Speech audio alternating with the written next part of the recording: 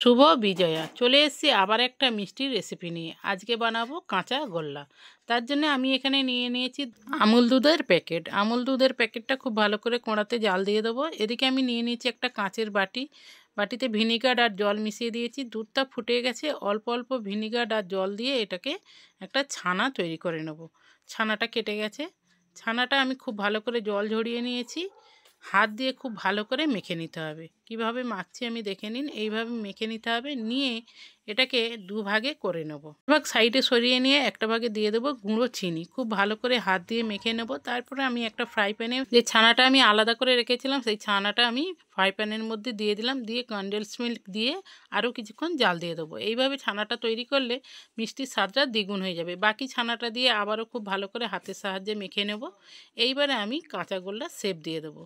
খুব ভালো করে হাতে এরকম গোল করে শেপ দিয়ে দেবো। একদম গোল করে নিয়েছি। এইবারে আমি একটা 10 টাকার গুঁড়ো দুধের প্যাকেট নিয়ে নিয়েছি। এর মধ্যে আপনারা মেশাতেও পারেন, আবার এমনিও খেতে পারেন। এইভাবে করলে মিষ্টির স্বাদটা আরও বেড়ে যাবে। ভিডিওটা যদি ভালো লেগে থাকে একটা লাইক করে দেবেন, বেশি বেশি করে শেয়ার করে দেবেন।